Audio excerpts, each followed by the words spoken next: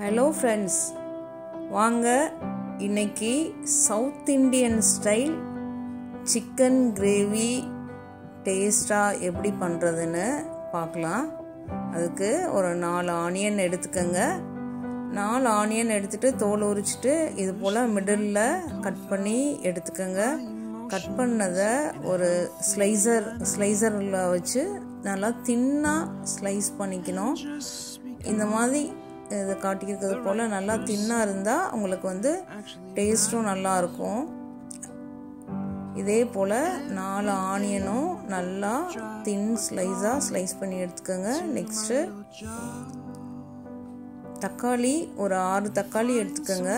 6 தக்காளி எடுத்து அதையும் பொடியாக கட் பண்ணி எடுத்துக்கோங்க. நீளமாக கட் பண்ணி எடுத்துக்கோங்க. க்யூபாக கட் பண்ண வேண்டாம். நீளமாக மெலிசாக கட் பண்ணி எடுத்துக்கோங்க. நான் காட்டியிருக்கிறது போல் கட் பண்ணுங்கள். மிடில் கட் பண்ணிவிட்டு அதுக்கப்புறம் மெலிசாக இது போல் கட் பண்ணி எடுத்துக்கோங்க. நெக்ஸ்ட்டு 1/2 கிலோ சிக்கனு குக்கரில் போட்டு இஞ்சி பூண்டு பேஸ்ட்டு சால்ட்டு போட்டு குக்கரில் போட்டு நீங்கள் பாயில் பண்ணி எடுத்துக்கோங்க. ஒரு 2 விசில் வந்தால் போதும். ஸோ ரொம்ப நேரம் விசில் போட வேண்டாம்.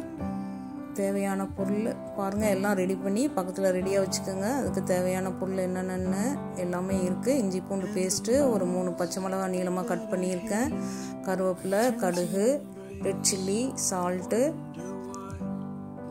சிக்கன் மசாலா எல்லாம் வச்சுருக்கேன். ரெடியாக எடுத்து வச்சுக்கோங்க. ஒரு பேனில் எண்ணெய் ஊற்றி எண்ணெய் காஞ்சதும் அதில் கடுகு போட்டு கருவேப்பிலை போட்டு நல்லா வதக்குங்க. வதங்கினதுக்கப்புறம் ஆனியன் போடுங்க. ஆனியன் போட்டு நல்லா வதக்குங்க. வதங்கினதுக்கப்புறம் கட் பண்ணி வச்சுருக்க தக்காளி போடுங்க. தக்காளியும் நல்லா வதக்குங்க. நல்லா வதங்கட்டும். வதங்கினதுக்கப்புறம் அதில் சால்ட்டும் இஞ்சி பூண்டு பேஸ்ட்டும் போட்டு நல்லா வதக்குங்க. நல்லா வதங்கட்டும். வதங்கினதுக்கப்புறம் நம்ம நெக்ஸ்ட்டு ரெட் சில்லி பவுட்ரு போடுங்க. அதுக்கப்புறம் தனியா போடுங்க. தனியா பவுட்ரு போடுங்க. தனியா பவுட்ரு போட்டதுக்கப்புறம் கரம் மசாலா போடுங்க. கரம் மசாலா போட்டதுக்கப்புறம் நல்லா பரட்டி விடுங்க. நல்லா வதக்குங்க. அந்த ஆயில்லையே அதில் இருக்கிற ஆயில்லையே அந்த மசாலாலாம் நல்லா வதங்கட்டும். அது மாதிரி நல்லா வதக்கிட்டு நம்ம பாயில் பண்ணி வச்சுருக்கிற சிக்கனை போட்டு நல்லா பரட்டி கொடுங்க.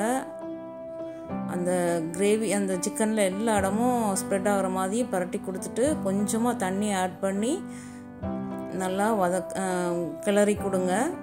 அந்த சாரெல்லாம் இறங்கணும். ஸோ அதுக்காக இந்த மாதிரி கொஞ்சமாக தண்ணி ஆட் பண்ணி நல்லா கிளறி கொடுங்க. கிளறி கொடுத்ததுக்கப்புறம் ரெடி ஆயிடுச்சு பாருங்கள். அதுக்கப்புறம் டேஸ்டான சிக்கன் கிரேவி ரெடி.